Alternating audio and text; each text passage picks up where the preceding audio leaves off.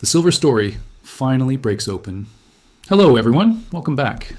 For years, the silver market has lived under a single dominant shadow, the idea that the Federal Reserve would keep tightening until the system magically normalized. That narrative, higher rates, a strong dollar, and endless confidence in fiat, kept silver pinned down like a prisoner in chains. But then it happened. Not slowly, not quietly, not gently. We witnessed a moment that ripped the old storyline apart. A moment that forced the entire financial world to admit that the system is not what it pretends to be. A moment that ignited what can only be described as silver's great escape. Because once the Fed made its December pivot, everything changed. This wasn't just a policy shift. This was a confession. A confession that the old era is over. And silver? Silver was the first asset to break free. Today, we are going to walk through the exact chain of events that triggered one of the most explosive precious metals breakouts of our lifetimes, how it happened, and why this was the spark that lit the fuse beneath a market already straining from years of physical scarcity. Let's dive in. Section 1, a market built on a single belief. For over a decade, the entire macro environment was propped up by one faith-based idea. The Fed can always regain control. That belief powered confidence in the dollar, confidence in Treasury bonds, confidence in paper assets, and confidence that real money, hard assets, could be ignored. Silver paid the price for that illusion. Whenever it tried to break out, the narrative would slam it back down. But behind that polished storyline, cracks were forming. And in December 2025, those cracks became too large to hide. The Fed didn't say the system was fragile. They didn't need to. Their actions screamed it loud enough for the whole world to hear. Section 2, December 2025, the Fed's panic reset. Let's go through the timeline because the speed of what unfolded was shocking.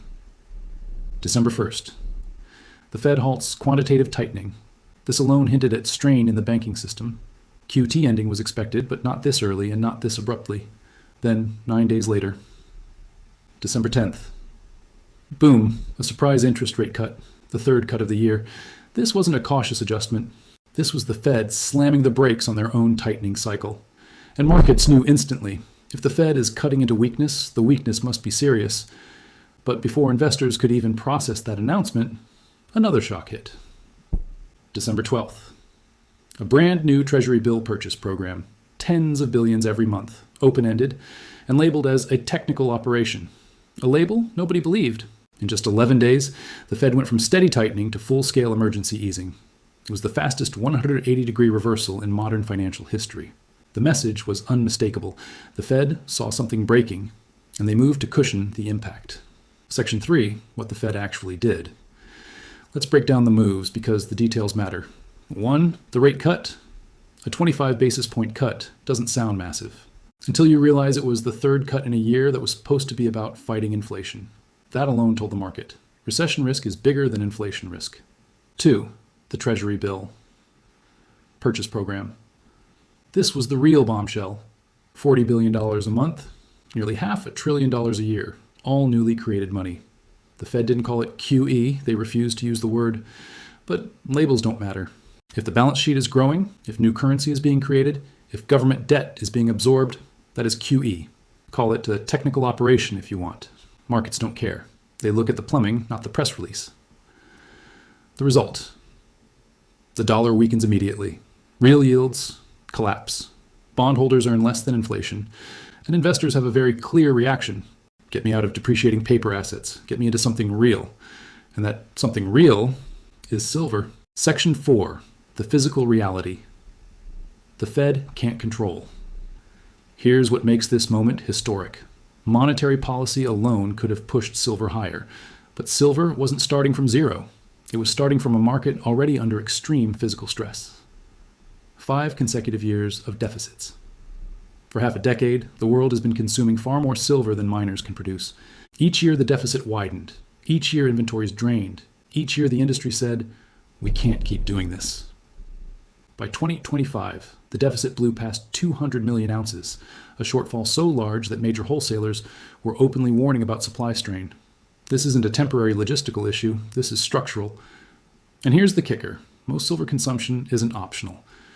Industry needs it, and they don't care about price. 60% of all silver demand is industrial, and the industries using it are the backbone of modern civilization. Solar energy, EV manufacturing, semiconductor fabrication, AI computing hardware, defense technology. high-speed communications, medical devices. These sectors don't ask, is silver too expensive? They ask, where can we get more silver? Price inelastic, non-negotiable. Consumed and gone forever. Section 5. The collision, monetary explosion meets physical scarcity. So picture this. On one side, you have a silver market in chronic shortage. On the other, the Fed turns on a liquidity fire hose. Two unstoppable forces colliding. And when that happened, the silver market ignited. The breakout wasn't subtle, it wasn't calm, it wasn't orderly, it was violent. Shorts began scrambling. Options activity exploded. ETF inflows surged. Industrial hedging hit record volumes. This wasn't technical traders pushing price. This was a structural repricing. A decade-old ceiling shattered. A decade-long suppression mechanism blown apart. The silver market didn't rise, it escaped. Section 6. The short squeeze. Years in the making. Whenever a market has been artificially depressed for years, the snapback is always brutal. And that's exactly what we saw. Call option volume spiked, traders rushed to bet on higher prices. Shorts began covering. Every buyback pushed silver higher. Higher prices forced more covering. More covering forced higher prices. A runaway feedback loop. Liquidity vanished. Market makers widened spreads. Supply dried up. The system became one giant vacuum of buyers. And physical silver? Dealers around the world reported instant bottlenecks. Premiums jumped. Delivery times stretched. Wholesale supply tightened overnight. This was the kind of chain reaction that only happens after years of pressure. Section 7. The psychological reversal. But here's the most powerful shift of all. Not monetary, not physical, not technical, psychological. For years, the public narrative was simple. A strong dollar is bad for silver. A hawkish Fed is bad for silver.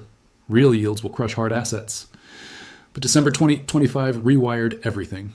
Investors suddenly realized a panicked Fed is worse than inflation. A weakening dollar is unavoidable. And negative real yields force money out of bonds and into real assets. Confidence in fiat dissolves fastest when the central bank proves it has no choice but to print. Silver stopped being an industrial metal with a monetary bonus. It became the monetary hedge of choice in a world where the currency is intentionally weakened. That psychological shift is irreversible. Section 8. The path forward. Inflation returns. If you print $40 billion a month, if you cut rates into economic weakness, if you allow real yields to stay negative, you're lighting the fuse on inflation. Not theoretical inflation, not maybe next year. Inflation baked into the system. The Fed knows this. They're choosing what they consider the lesser evil. But for silver, inflation cycles are rocket fuel. Hard assets thrive when currency loses credibility. Section 9. The gold-silver ratio points to something huge. Now let's look at the key historical indicator, the gold-to-silver ratio.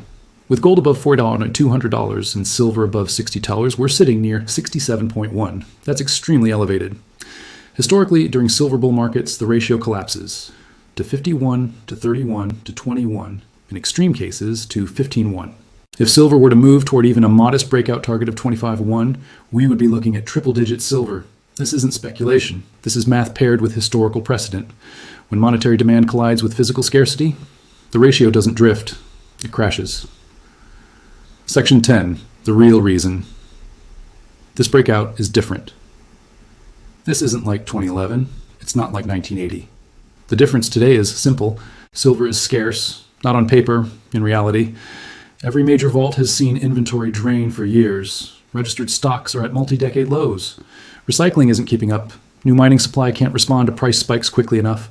Silver stackers used to be ignored. Now, they are holding the asset the system can't print. The Fed's pivot validated everything the silver community has been saying for years. Fiat cannot be stabilized. The economy cannot stand without perpetual support. Hard assets are the only escape hatch. And silver is the most undervalued hard asset on the planet. Section 11, where this all leads. So let's connect the dots. A Fed pivot far more aggressive than anyone expected. A liquidity surge comparable to early QE, a weakening dollar, negative real yields, a 5-year physical deficit, exploding industrial demand, a historic short squeeze, a psychological shift toward monetary hedging, a stretched gold-silver ratio, drained inventories, a total loss of faith in central bank control. Put it all together, and you get a setup that has only happened twice in modern history. Both times, silver went vertical. This time, the fundamentals are even stronger. We're not witnessing a spike. We're witnessing the beginning of a repricing. Silver discovering what its value looks like in a world where central banks have lost control. Conclusion. Silver's great escape has just begun, so here we are.